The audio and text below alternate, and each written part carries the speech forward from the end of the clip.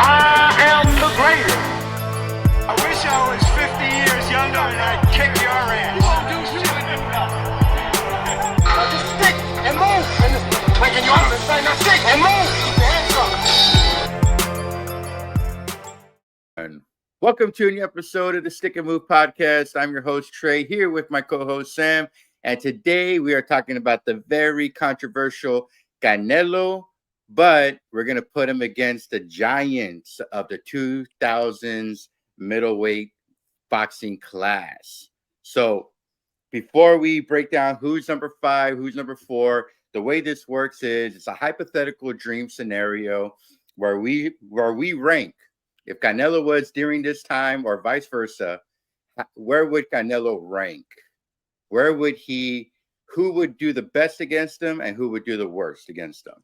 In other words, if Canelo's number 5, it's because all 4 other guys would beat him. If he's number 1, Canelo would beat all other 5. So who are our top contenders? We are going Joe Calzaghe, Mr. Undefeated. We're going Bernard Hopkins. We're going Andre Ward, even though he was kind of like in between the 2000s and 2010s, and Winky Wright. So, Sam, before I ask you, who is your number 5? Who would do the worst, or even if it's Canelo, against Canelo?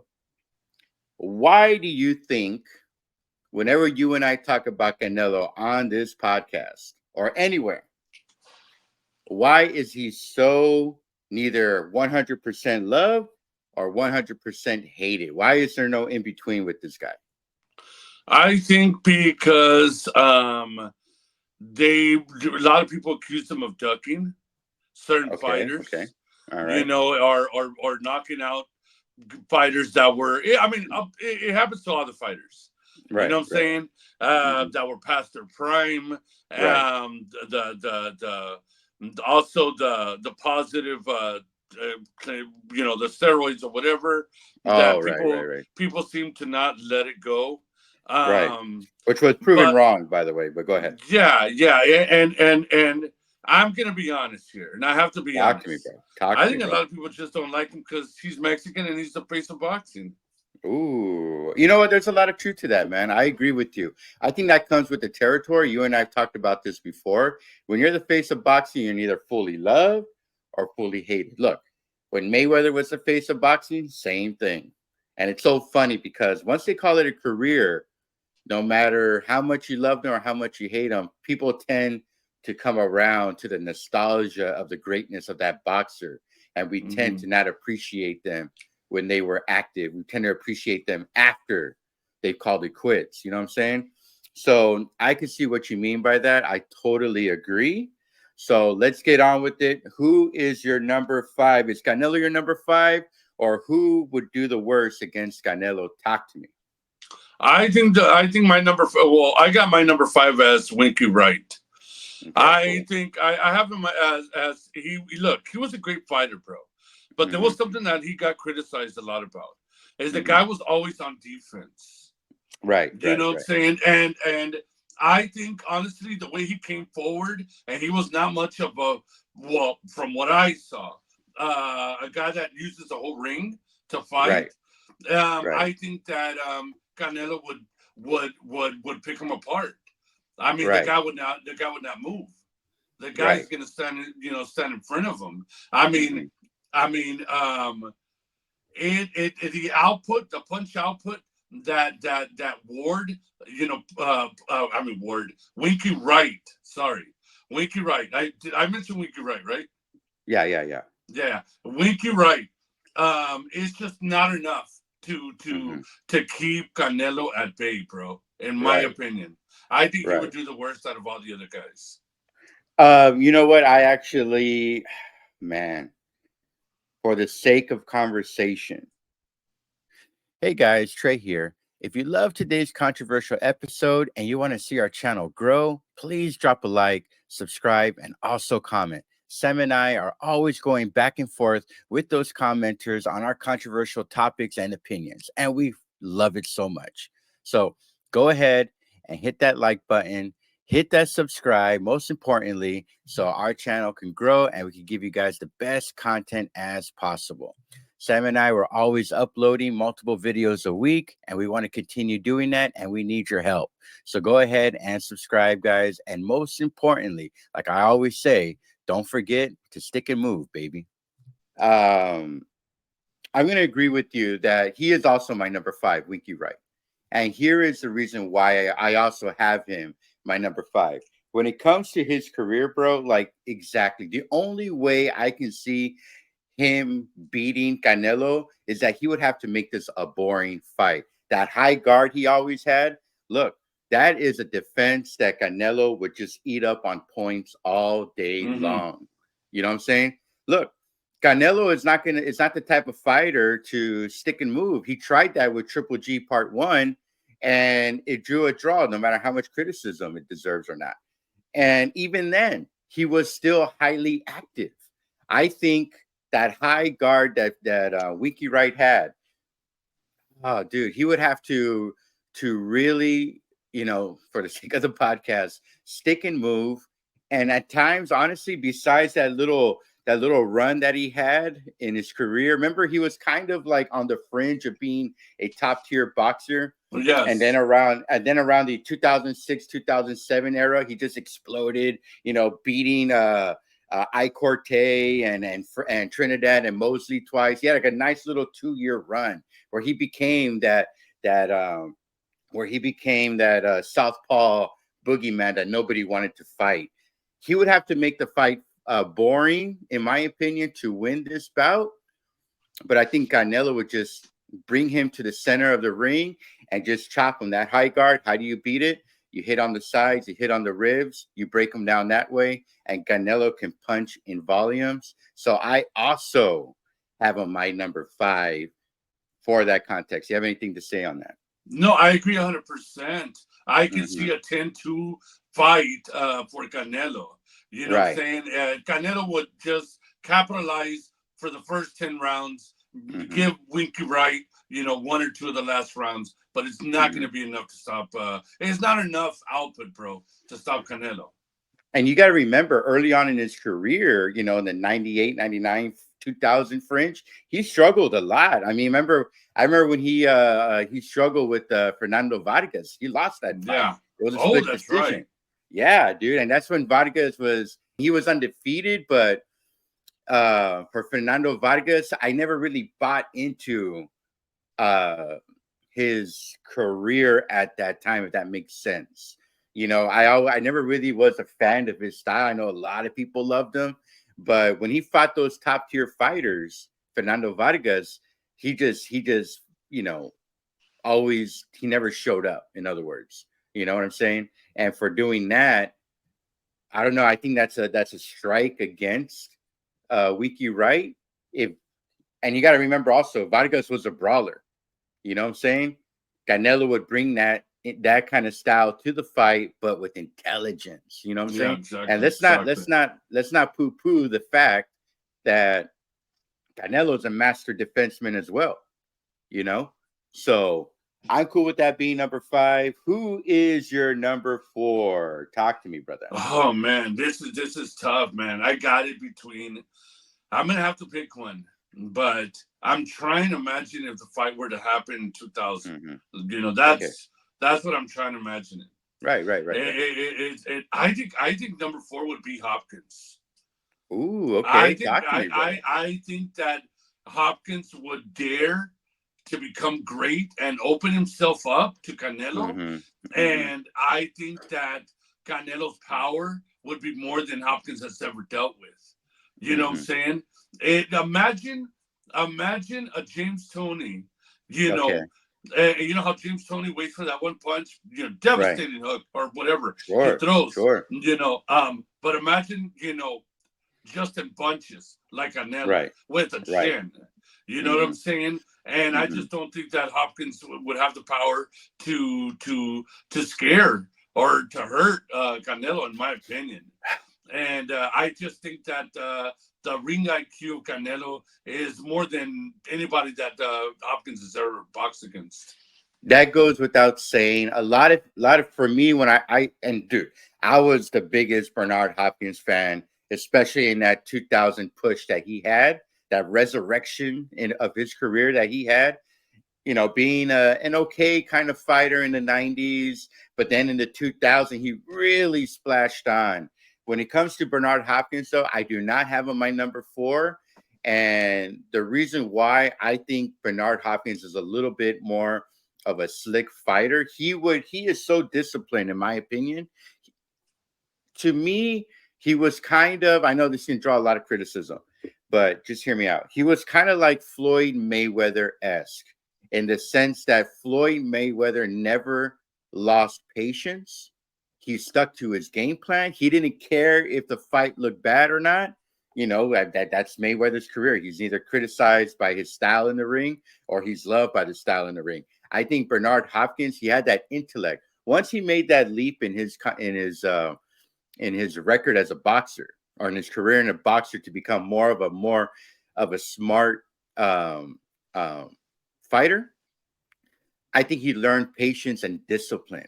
I don't think he minds making the fight boring against Canelo, and I think that's the only chance that he could get against Canelo. I think that fight could kind of look like, I know they're two different style fighters, but I think it would look like when Canelo fought Lara, where Lara kept his space. I don't think Bernard Hopkins will run around like Lara did, but I think it would look like that, where he will keep his space, stick and move, jab, pepper in and out, and he has to make fight. it dirty. He has to make it dirty to win. Okay, well, we'll hold on that because I want to come back to that later when I have Bernard Hopkins as my wherever I'm going to put him on this list. But yeah, you have any thoughts on that? Okay, so my number 4, I'm actually going Joe Calzaghe, undefeated boxer, bro. Calzaghe, I have a hard time with this career because he spent so long in the European circuit. But once he came on, I mean, look, I loved his speed. He had a great left hook, undefeated. He had more of like that rugged power. It kind of reminds me of I know this can draw criticism as well, but his 1-2 combination, because he was so disciplined on the 1-2 jab, it kind of reminds me of Bivol a little bit. You know what I'm saying? Where he had that discipline. He didn't really have that much in the tool bag, but that 1-2 jab punch that he had was lethal, and the way he would connect was with full force, punching and turning his body and back and his hips and his legs all in forward motion. And I think that could bring an interesting kind of fight. I think it would be a better fight against versus Winky Wright, which is why I have Winky Wright as well. Lower than Calzaghe. For me, I cannot give him a higher nod. I know a lot of people loved him. I mean, after all, he's undefeated. But bro, like, besides taking out a later on Roy Jones Jr. and a later on Bernard Hopkins, I mean, what were his notables? Omar Shika, Jeff Lacey, if I'm not mistaken. So I would like to have seen him more against top tier competition for me. You have any thoughts on that? No, I agree. I agree 100% with what you're saying. But there's something that Calzaghe, he has that a lot of other, well, at least like compared to Winky Wright, at least, is that he's such an intelligent boxer, bro. He is definitely. He's such a smart fighter. He knows when to get in, when to get out. He has good reach. I mean, the guy was just a smart fighter, in my opinion. And I think that he moves around more than, in my opinion, Winky Wright. Hopkins is the type of fighter that will attack and get out of the way. And Calzaghe's going to use the ring, man. I think Calzaghe will make him a lot more difficult, in my opinion. I could see that fight resembling a little bit like a Plant fight when Canelo fought Plant. There we go.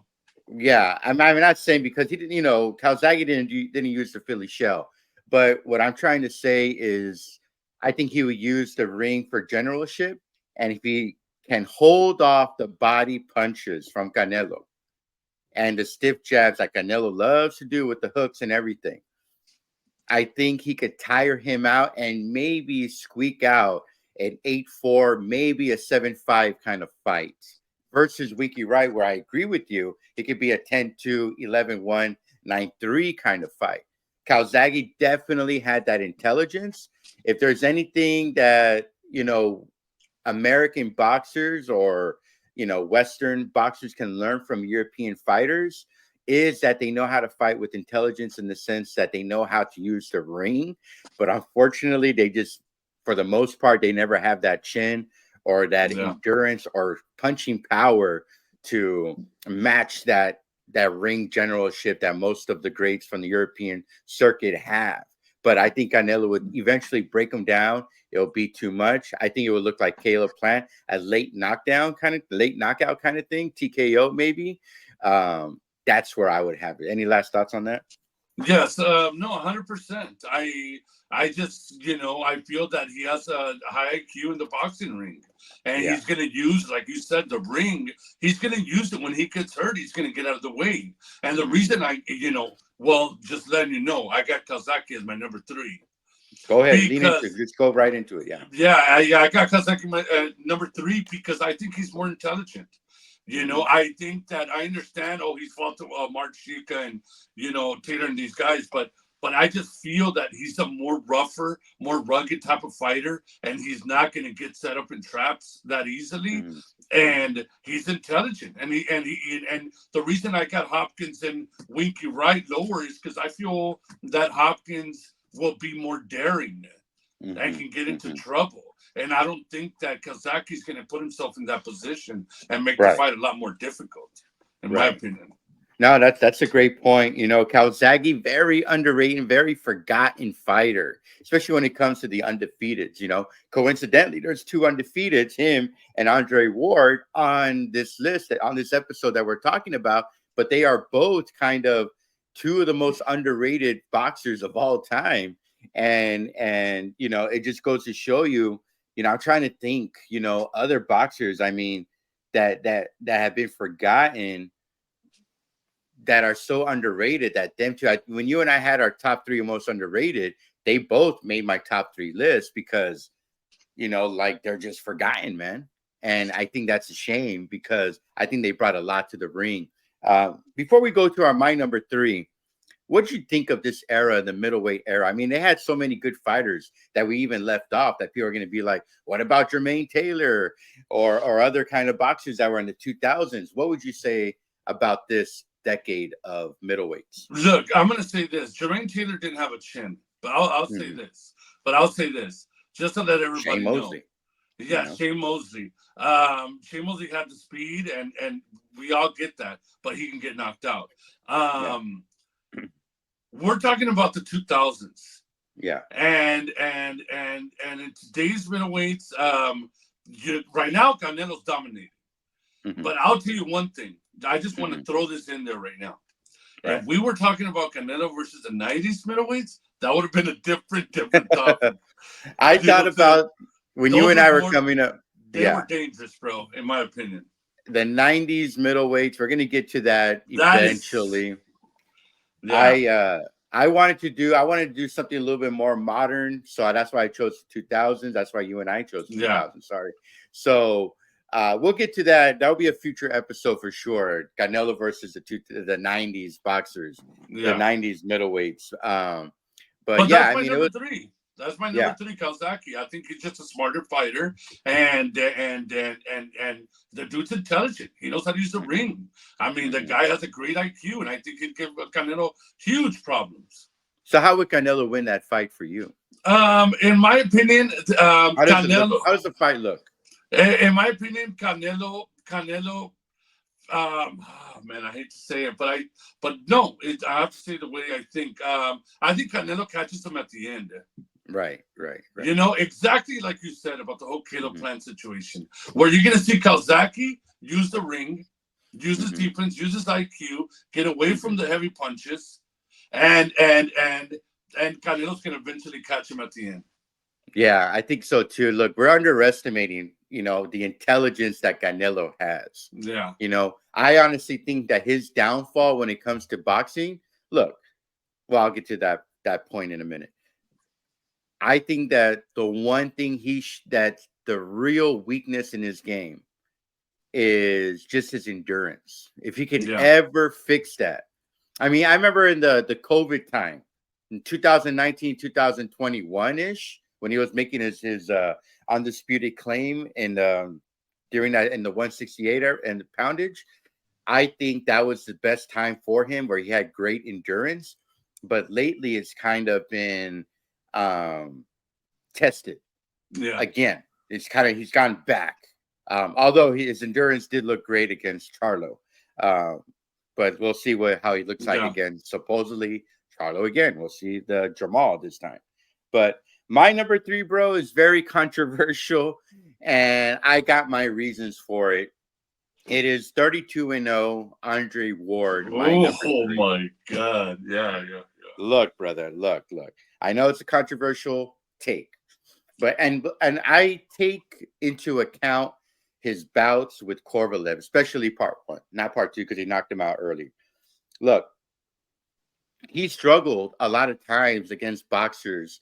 I mean, I know he had his way with Chad Dawson and Frock, but there were times where I could see. I know he's considered a very defensive, intelligent boxer, but his style lends, in my opinion, to Canelo perfectly. And let me break this down for you. I don't think he has that elusivity enough to match with Canelo.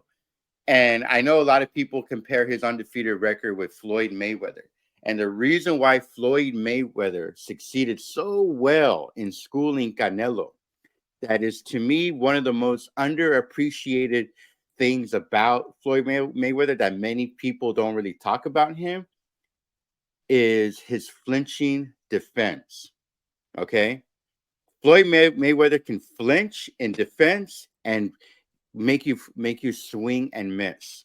And I don't think Andre Ward, even though he was very good defensively, had that good as top tier notch as Floyd Mayweather did. And to me, because Andre Ward at times liked to bang a little bit, liked to get in the center of the ring, that is exactly what Canelo wants. Okay? It's not like, in my opinion, at least, Andre Ward is going to be leaning forward and bobbing and moving in defense like Canelo did against with Jacobs, right? I don't see him doing that. I can see where Ward will want to get into the middle with Canelo. The only way I can see Ward having any kind of advantage is his size. I think he's just a naturally bigger. Well, everybody's bigger than Canelo, but I think Canelo would have his way. I think this will go the distance. This could be a 7-5 kind of fight. I think it would look kind of like Triple G versus Canelo part 2. Not part 1, part 2, where Canelo was just initiating the fight more, in my opinion. And Andre Ward is caught a little bit off guard by the intensity that Canelo brought. And so that's my take on that. You have any thoughts on that? Dude, look. I'm probably gonna get heat for it, because I hear about it all the time. Mm-hmm. I think that this is just my opinion.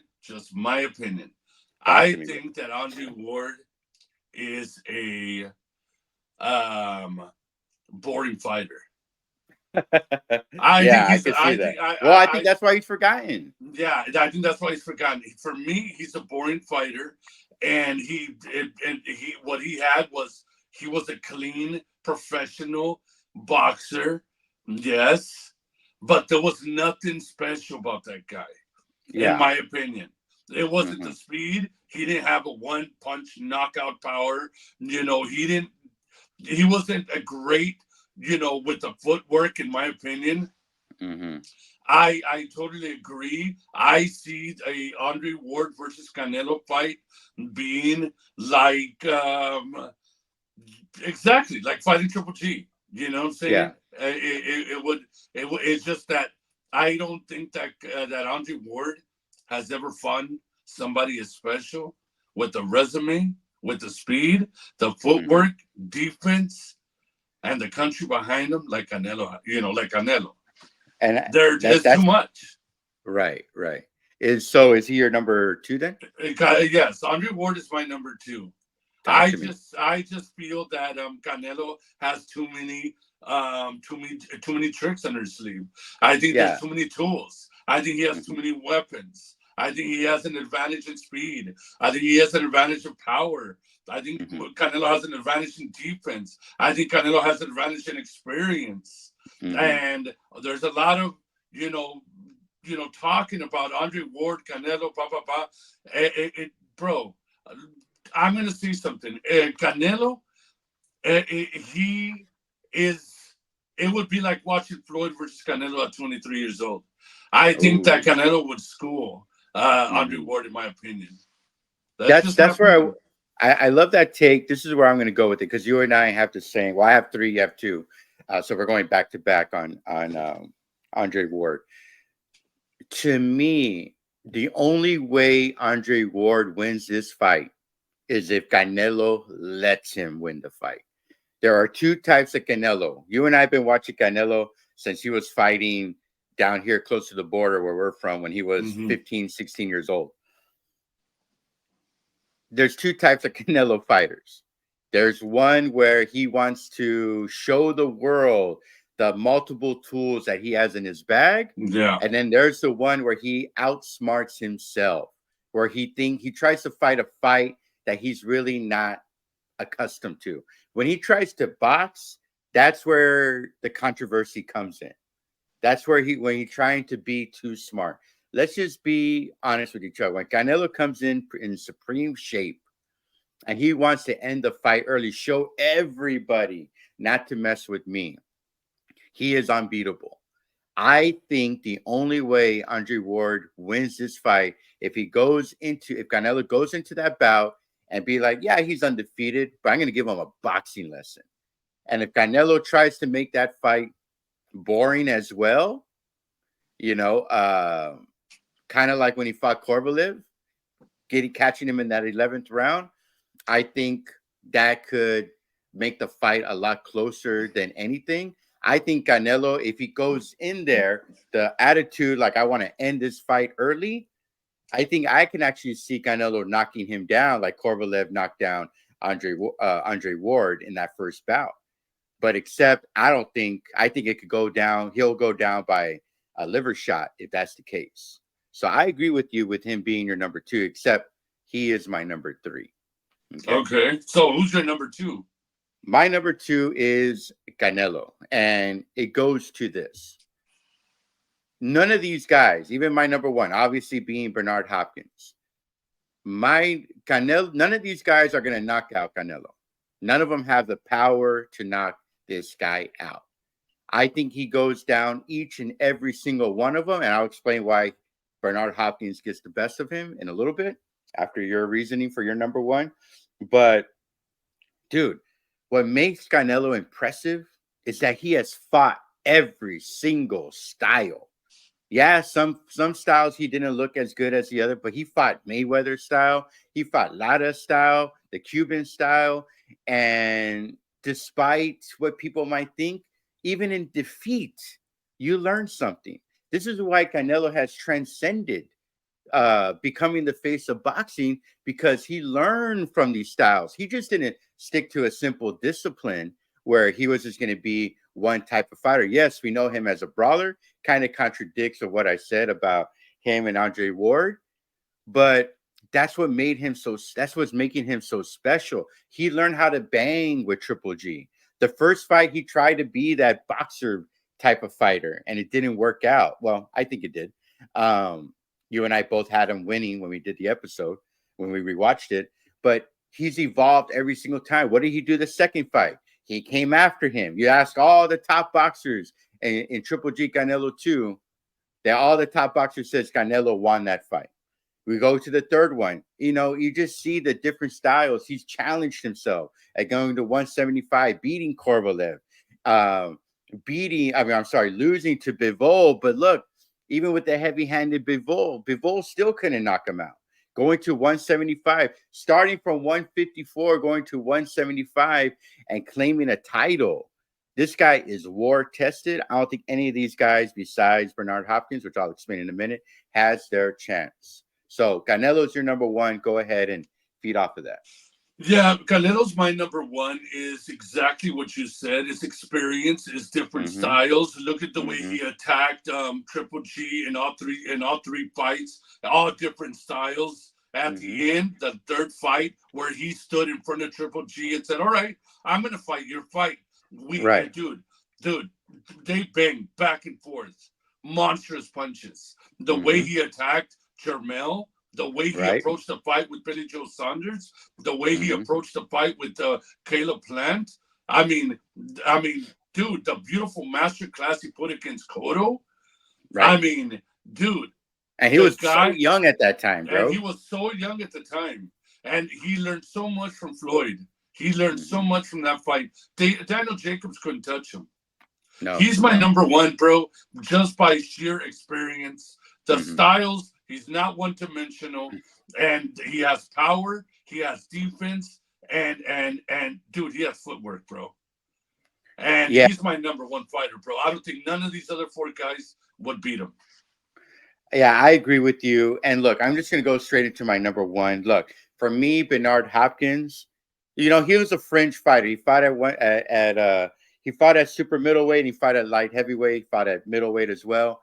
And besides, I would say Winky Wright, because Winky Wright fought, Mosley twice. He has a pretty decent win record against pretty good fighters. Bernard Hopkins fought everybody too, at 175 and 168. He took on all comers.